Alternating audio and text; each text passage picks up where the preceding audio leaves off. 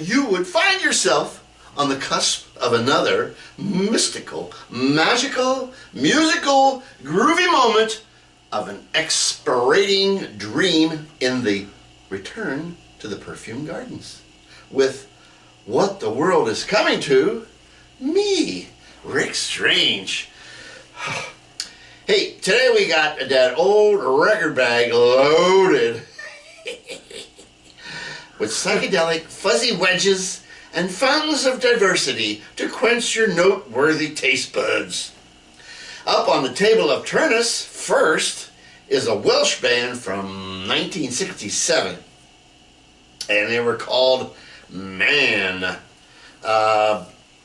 This is their initial effort from 1968, or maybe 69, I'm not sure. I think I want to say 68, but I'm sure it's 69. But it's only a year. Who dithers on that? Anyway, this album is called Revelations. And so here's the deal with these cats. They're mashing psych and a bit of early prog that evolved into a revolving door of players over the years. They did like 7 or 8 albums, and there's only like 1 or 2 members that stuck through the whole ordeal. But as people came and went, they wove their ideas into this thing that would become their nom de plume, which is long jams. There's even an LP out there from the way it's got to be mid to late 70s, where John Cipollina played on it, and that's a good album. Look for that one. Anyway, what we're gonna do is, let's see, let's just go ahead and play a cut. Here's the cut from the LP, and the cut is called Empty Rooms for Your Pleasure. So have at it!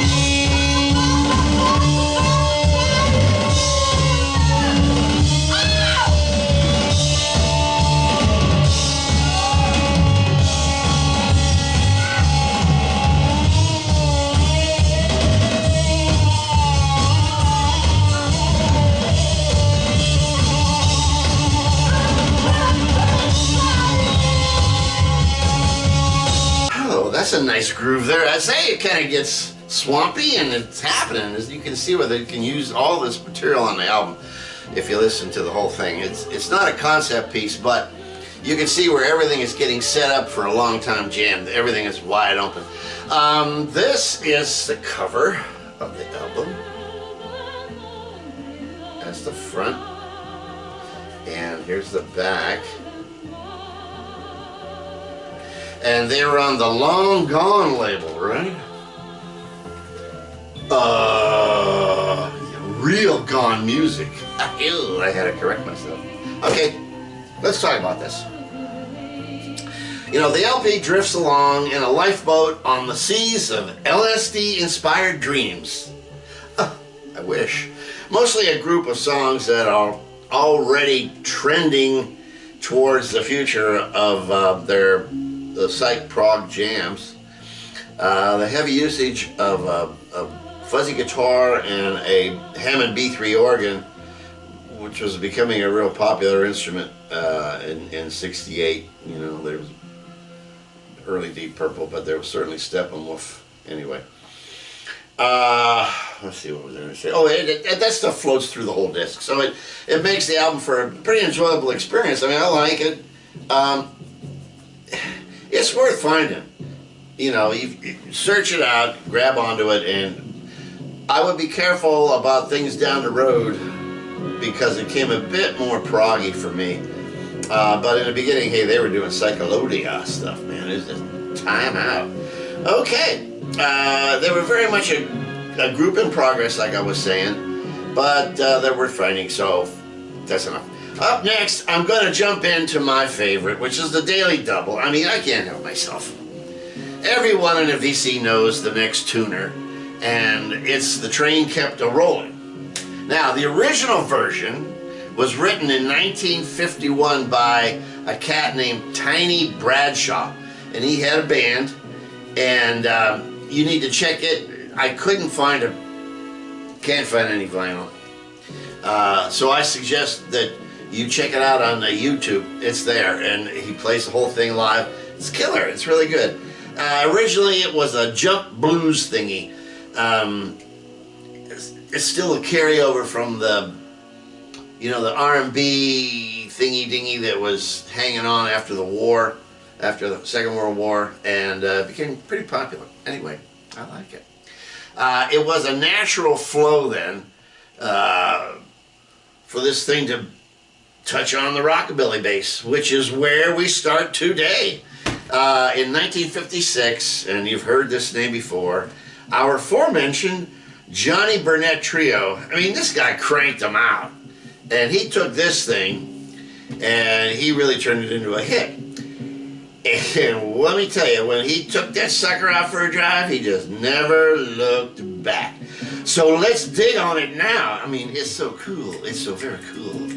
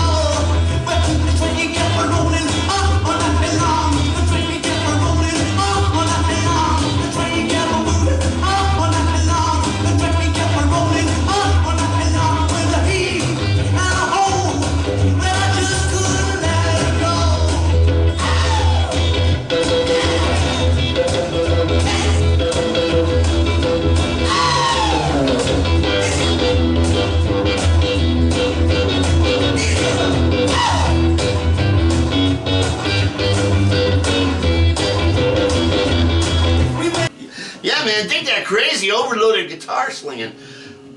Crazy is the word. There's no fuzz box. That's just overloading the speakers in the studio, and the engineer's going, turn it down, turn it down. But you know what? Shut it up.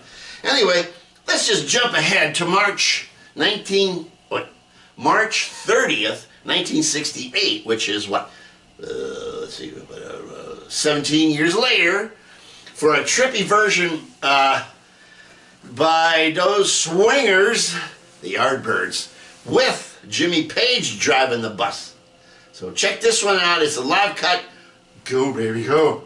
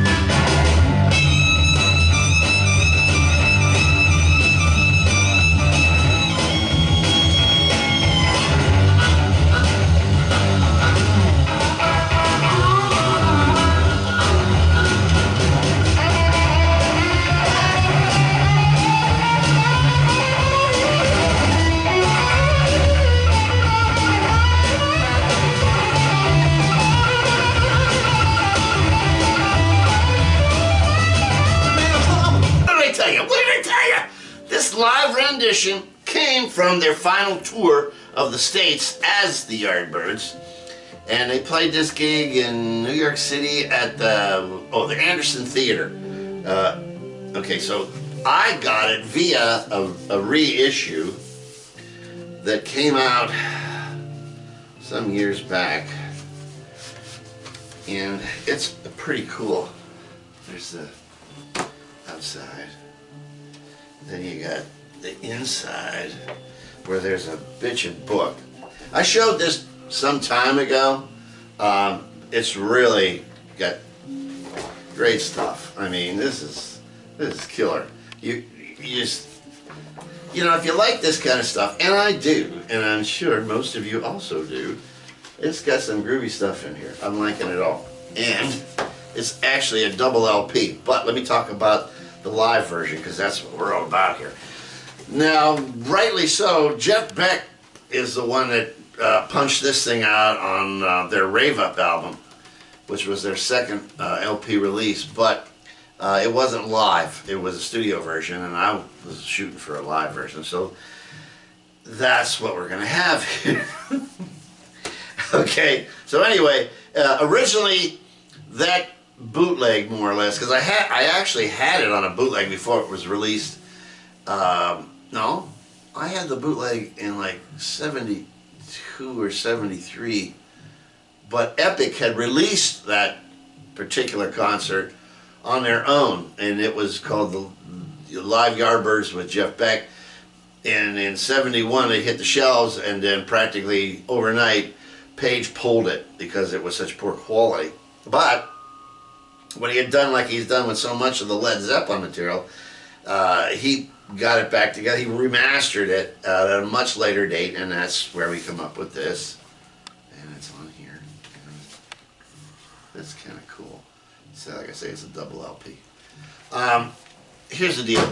Even if you can only grab the Epic version, don't pass it up. The record is a total keeper.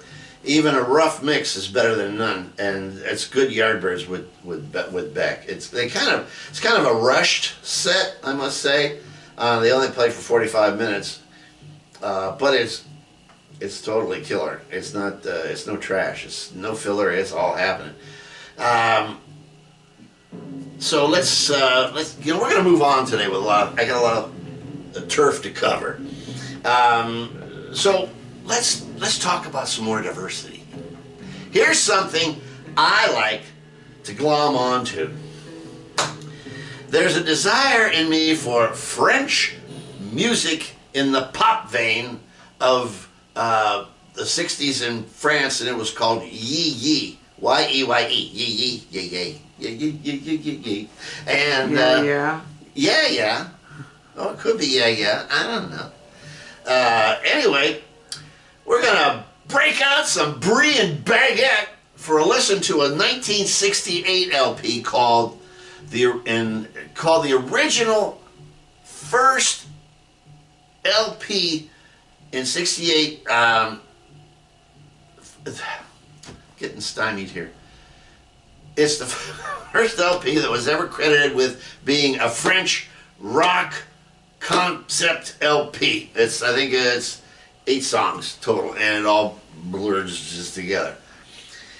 And it's by one of my favorite French singers, Serge Gainsbourg. Gainsbourg.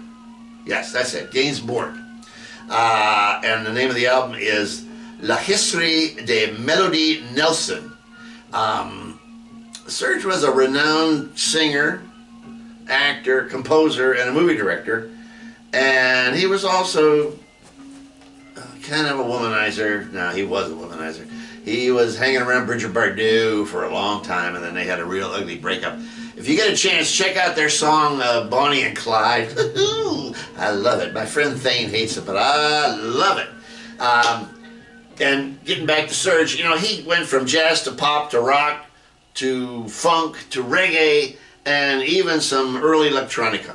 But let's jump right into this particular album with the Ballad of Melody Nelson. Would you care for a croissant?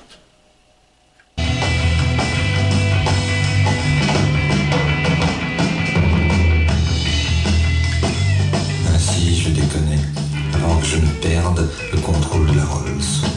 J'avançais lentement. La voiture dériva. Et un heurt violent me tira soudain de ma rêverie. Merde.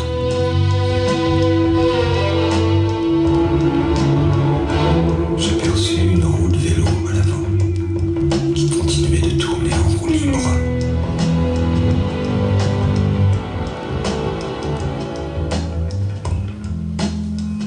Et comme une poupée qui perdait l'équilibre.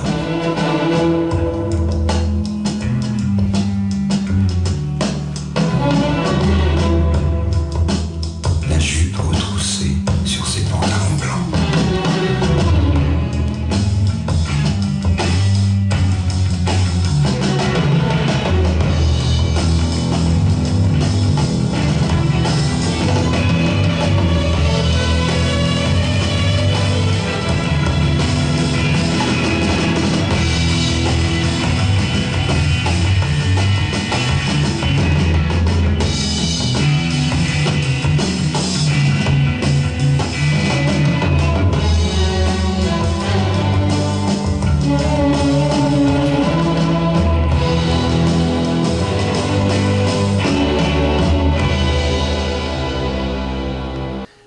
Listen to a little bit of Joan Baez in the background there. Hey, look it!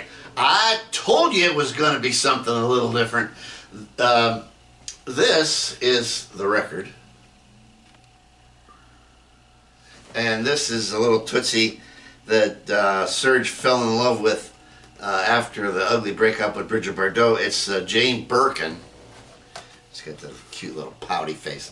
Anyway, and there's the Frenchman himself smoking a cigarette and thinking about a baguette.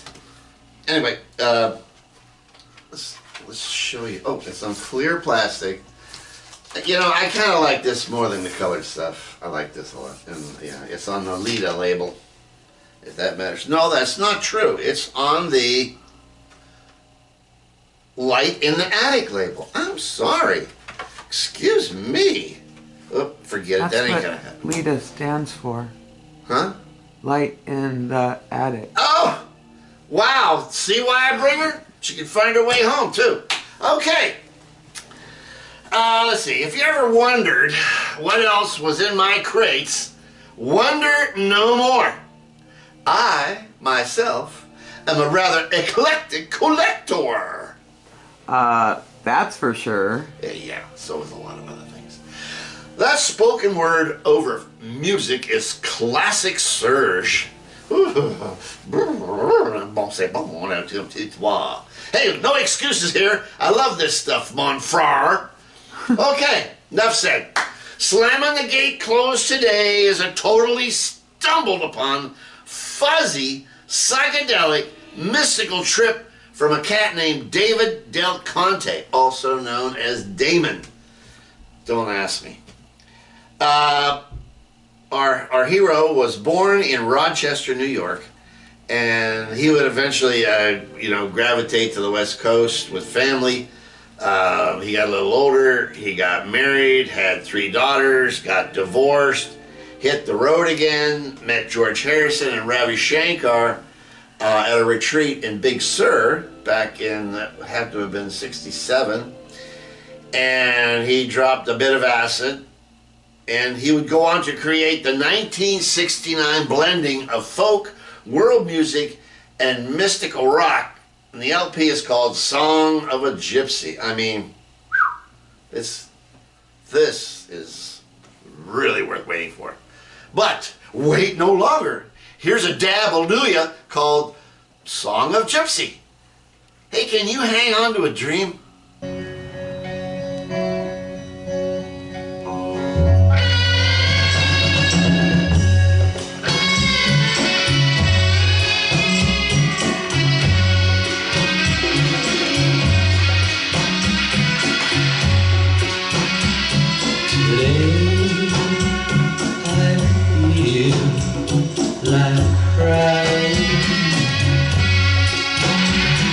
Today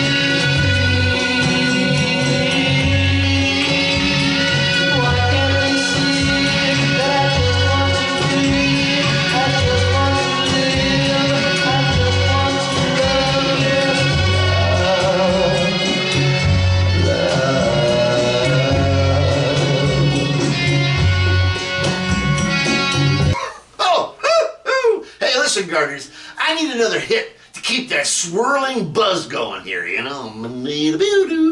Here's another basher called Do You Ever? And the answer is, why, yes I do.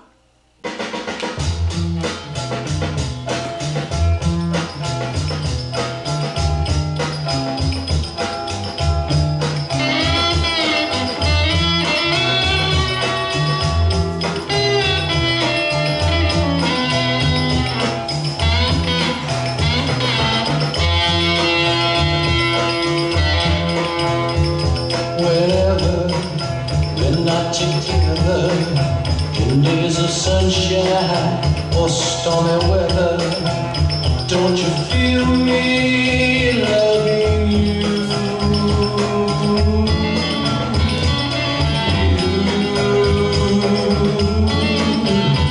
In the sunlight or the moonlight, in the dark night when the time's right, don't you feel me?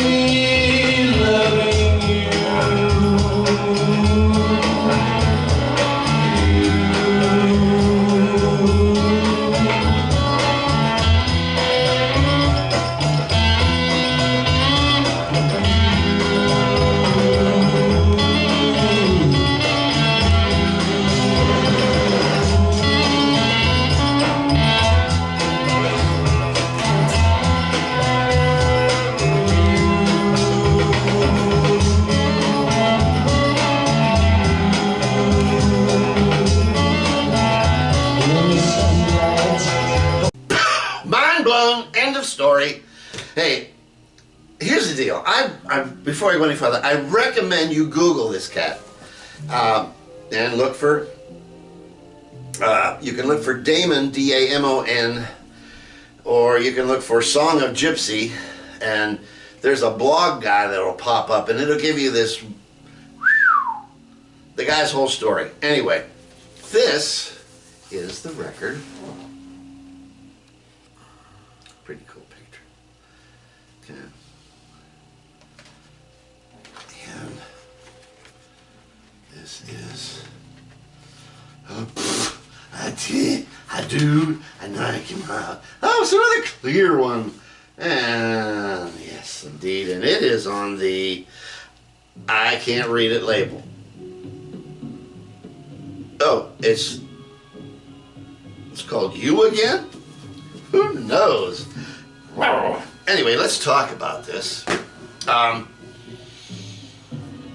His history, this cat's history is historical. There's a hypnotical flavor inherent in David's songwriting and singing. The LP has it has a bit of familiarity, there's a good word, to Bobby Calendar. And Bobby Calendar is just really far out character. If the camera lady would pay attention. Focus there, though. I talked about this guy years ago. This is a good album. This one is one of those ones that'll creep up on you. There's a whole lot going on here. It's definitely a spiritual whammo. The LP has a bit of familiarity to that, but it's more fragmented. Both are into a vastness of meditational melodies, I'll tell you that. It's dreamy. It's dreamy time, man.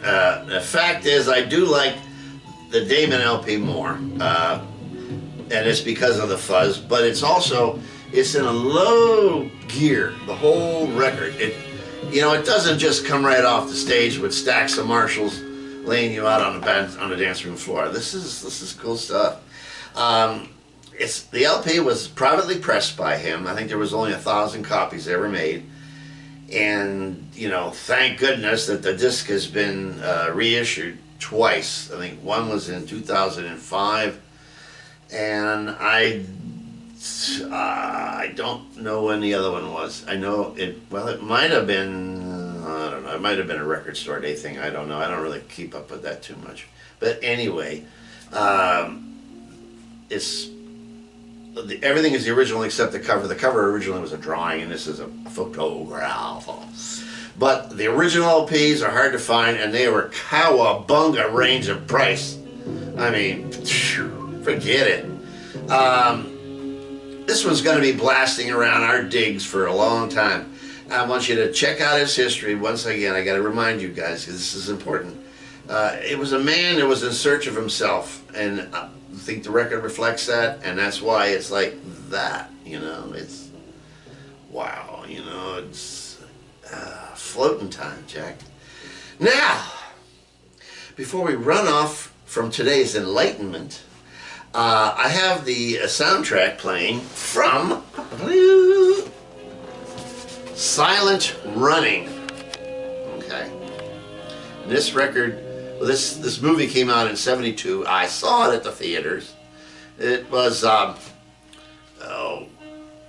Bruce Dern is in it. And you know, he's such a character anyway. Dern's he's a good actor. He's mostly like you know, backup kind of guy for everybody. Not as in Character actor. Yeah, that's the word I wanted to use. Backup actor. Character actor. Thank you for the correction. Supporting actor. Supporting actor. Okay. Just give you a quick rundown on the movie if you ever can find it. The movie, it's a science fiction flick, and it's Bruce Dern and a bunch of robots and spaceships. And it's a heavy-duty story about Earth's ecological destruction. Kind of a precursor for what's tearing at the fabric of our planet today. Foreshadowing. Oh, well, foreshadowing. I'm not going to say anything. Anyway, don't forget to recycle. Anyway, it's a cool sci-fi trippy space odyssey. With that, I say hail and farewell for now. You know, new subs. Whew. I lost a bunch, and then they showed back up again. So I don't know what that's all about. I guess they're all new ones. But either way, thanks. It's nice. I like the comments. The comments are always cool. You know, we love you all. Before I go, though, one quick thing I have to mention is 39 years? Well, 39 years together. Yeah. But 27 since our ceremony. Okay, so a week ago was our commitment ceremony on Mount Tam. Yesterday. Yeah, yesterday. And yeah, it seems like A week ago was your birthday. Yeah. Oh, but I don't want to go there. But anyway, yeah, that was quite a mind fog. Anyway, So it was our anniversary yesterday, is what he's trying to I say. love my little sweetie pie, and she's still hanging around. You know, every rock star needs an ornament. And we thank her for that. So, peace, music, and flowers to all you great people out there. I mean, think well of yourselves, because I love you. And all I can say is, till the twain shall meet, we are all one. Don't get too stupid out there on the highway if you're out on the 4th of July. But remember, we love you. Contact us, drop us a line, throw a rock through a window. Bye-bye. Next time.